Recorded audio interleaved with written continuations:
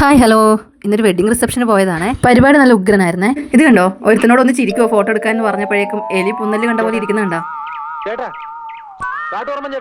നമുക്ക് പിന്നെ എവിടെ പോയാലുള്ള മെയിൻ പരിപാടിയാണല്ലോ ഈ ഫോട്ടോ എടുക്കല്.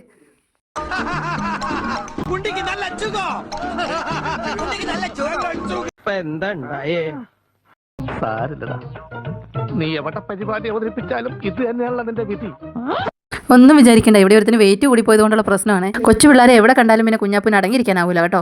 അവരെ തോണ്ടിയും പിടിച്ചും കമ്പനിയാക്കി കളിക്കാനുള്ള പരിപാടിയാണ്. എവിടെ പോയാലും പെട്ടെന്ന് തന്നെ അവന് കുറേ ഫ്രണ്ട്സിനെ കിട്ടും കേട്ടോ. 5 മിനിറ്റ് കൊണ്ട് എല്ലാവരും കയ്യിലെടുക്കാൻ ഭയങ്കര കഴിവാണ് പുള്ളിക്കാരന്.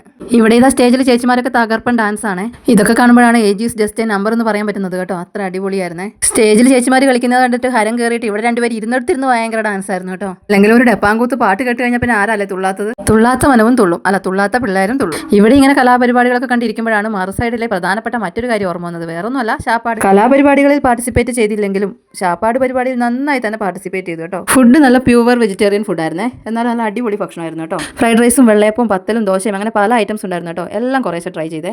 അതിനുശേഷം ഡെസേർട്ടായിട്ട് സ്ട്രോബെറി വിത്ത് മാംഗോ ഫ്ലേവർ ഒരു ഐസ്ക്രീമും കഴിച്ചേ. ഇവന്മാർക്ക് തണുപ്പ് അരികത്തൂടെ പോയാൽ തന്നെ പണി കിട്ടുന്നതാണ് കേട്ടോ. പക്ഷെ പറഞ്ഞാൽ കേൾക്കണ്ടേ, ഐസ്ക്രീം കണ്ടാൽ വിടുവോ? അല്ല, കാര്യമായിട്ട് തീറ്റയും കൂടി നടക്കുന്നതിനിടയിലെ മെയിനായിട്ടുള്ള ആൾക്കാരെ പരിചയപ്പെടുത്താൻ വിട്ടുപോയി. ഇതാണ് കേട്ടോ നമ്മുടെ കല്യാണ ചെക്കനും പെണ്ണും. റിസപ്ഷൻ പരിപാടികളൊക്കെ കഴിഞ്ഞ ശേഷം ചെക്കന്റെ വീട്ടുകാരുടെ തകർപ്പൻ ഡാൻസ് ആയിരുന്നു കേട്ടോ, കലാശക്കൊട്ടായിട്ട്. അതിനിടയിലേക്ക് കയറിപ്പോയ കുഞ്ഞാപ്പൂനെ പിന്നെ കണ്ടു കിട്ടാൻ കുറെ പണിയെടുത്തു കേട്ടോ. അല്ല, കണ്ടു കിട്ടിയിട്ടും പ്രത്യേകിച്ച് കാര്യമൊന്നും ഉണ്ടായിരുന്നില്ല. ആളൊന്നും അവിടെ നിന്ന് ഇറങ്ങി വരണ്ടേ. എല്ലാ പരിപാടിയും കഴിഞ്ഞ് ആളുകൾ മുഴുവൻ പോയതിനു ശേഷം ഹാള് പൂട്ടാൻ ഒന്ന് ഇറങ്ങി തരുമോ എന്ന് ചോദിച്ചപ്പോഴാണ് പുള്ളിക്കാരൻ അവിടെ നിന്ന് ഇറങ്ങിയത് കേട്ടോ. ഇതൊക്കെയാണ് അപ്പോൾ ഇന്നത്തെ വിശേഷങ്ങൾ. അപ്പോൾ ഓക്കെ, ടാറ്റാ, ബൈ ബൈ.